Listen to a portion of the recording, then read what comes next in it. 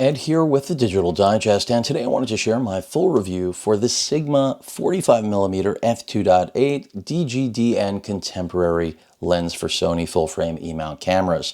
Now, I'm glad to share yet another Sigma high-end piece of glass that is at an affordable price, $550 for Sony E-mount cameras, something that, once upon a time I never could do. In fact, there weren't even enough Sony options for E-mount, but it seems the A7C in particular has become somewhat of a turning of the tide for other manufacturers to say, hey, we know that's a popular camera, and for good reason.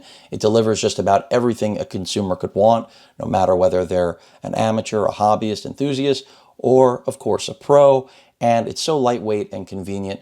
It's pretty much a no-brainer to have in a travel bag. You want to travel light, you want to be able to shoot just about any sort of content on the still or video side. You can do it well with an A7C, and you can travel light.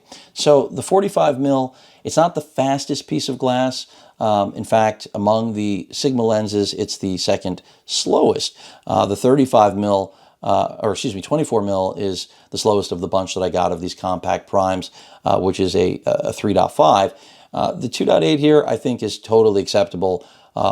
Remember, the form factor on this is bonkers. It's tiny, and I think that's really the biggest advantage. It is sharp. Of course, when it's wide open, it's not as tack sharp, I feel, as the balance of the lenses that Sigma sent over for review recently, that being the 24, 35, and the 65. But this is still an incredibly competent piece of glass.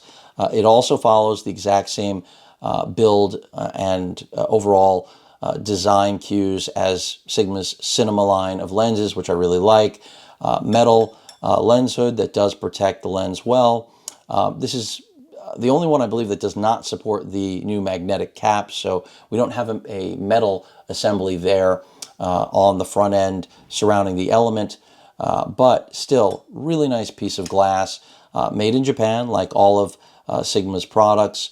And I do like the separation. Granted, this is the most narrow, I believe, of all of the lenses I'm covering from Sigma, between the aperture ring and the focus ring. So a little bit tighter, but then again, this is also, I believe, the smallest of the entire group of lenses, even though it's a 45mm. So who do I think this is right for? I think this is ideal as a kit replacement lens. If you bought the A7C and you were wondering whether or not the kit zoom lens that launched at the time of the A7C release was right for you, and you waited, this is probably a good option. Whereas I look at the balance of the primes that Sigma has made, they're generally, granted the 24 is 550 as well, so they're not all more expensive, but the 65 and the 35 are more expensive.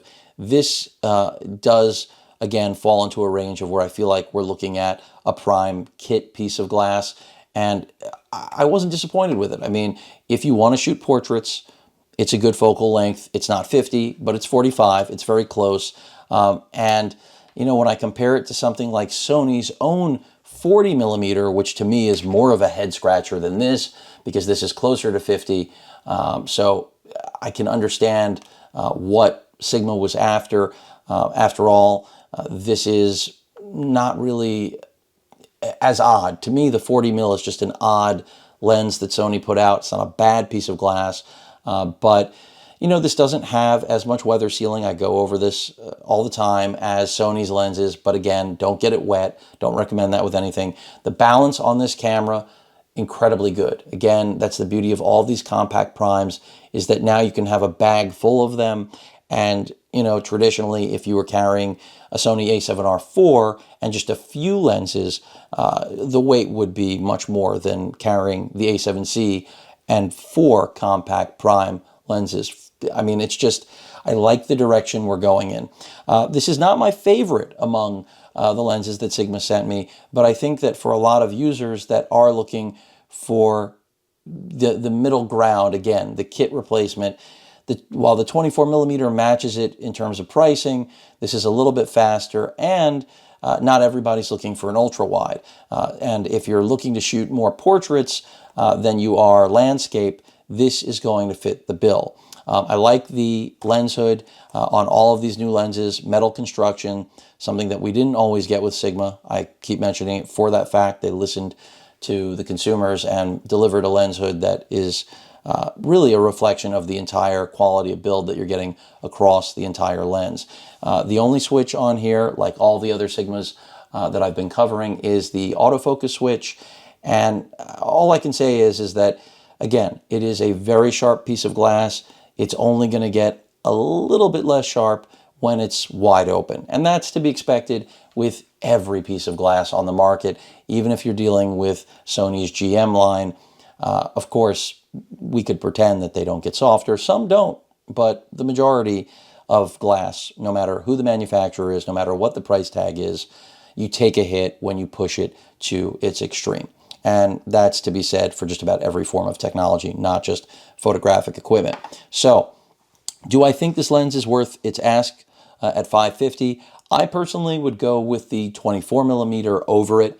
But again, this is a matter, the lens hood's detached there.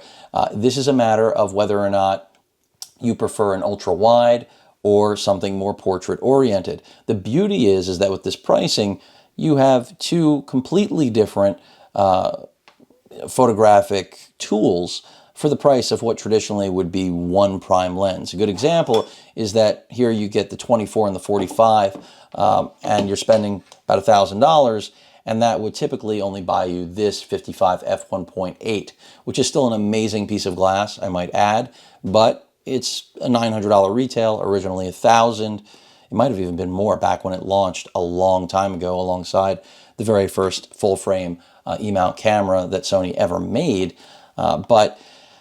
You know, these to me are great kit options, and that's what they represent at $550 respectively. Again, I prefer the 24 because I'm more of an ultra-wide or just a wide shooter to begin with. But for people that are focused on, you know, shooting their children, their grandkids, their pets, the 45 is going to give you, I think, a better overall capability than, of course, the 24. And that's not to say you can't use the 24 and crop in or, you know, use your feet to get closer. That 24 does have a fantastic macro capability, so that's something to keep in mind. That's another reason I prefer the 24 over the 45, especially at the price point being the same.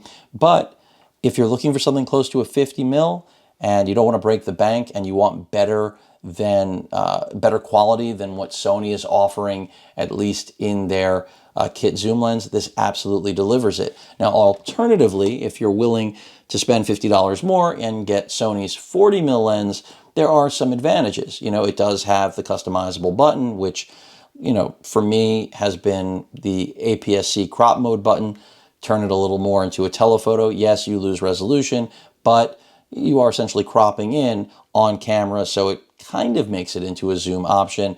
Of course, you still have the autofocus switch, just like you do on the Sigma, but then you do have the click on and off switch, which makes it a little bit better of a hybrid for those of you that are photo and video shooters. But the lens hood leaves quite a bit to be desired. Not a big fan of these lens hoods that Sony has rolled out. They're just, I don't feel like they do much to protect the glass, but I'm nitpicking. Again, this is about the Sigma. I don't think you can go wrong with either of these, by the way. I didn't do a comparison of them because, quite frankly, I feel like people are going to go with whichever brand they personally prefer. You know, traditionally, I've been a Sony guy. I still am. But when Sigma puts out a great product, it gets my attention. As I've stated, I'm not a huge fan of 40mm or 45. I'd rather step it up to 50 or be at 35 or go even wider to 24. But for those of you that, you know, 45 to 50 is what you're after, this may be the perfect lens. And then alternatively, and I don't really get why Sony launched a 40 and a 50, you can go to Sony's 50. So inherently, that's another comparison I could have done. And again, it shares the exact same properties I just showed in terms of customizable buttons that the Sigma lacks.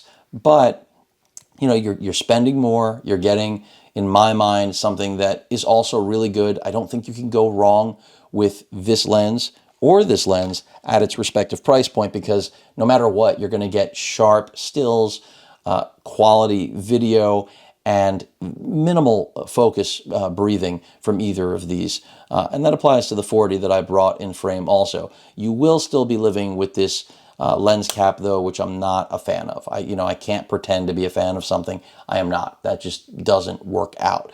But I do love that the Sony has the click on and off. I'm a hybrid shooter. I love to shoot still as well as video.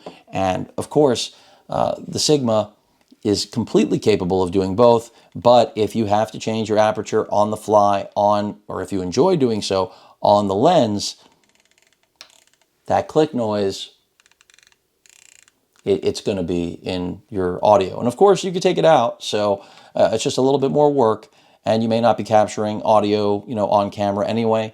A lot of people don't. But the whole convenience of the A7C and the small form factor lenses is to have the easiest solution out there. So I think the 45mm F2.8 is a great option, again, for kit replacement, just like the Sony 40 and 50, which are both a little bit faster at f2.5, but nominal at best. Again, a negligible difference.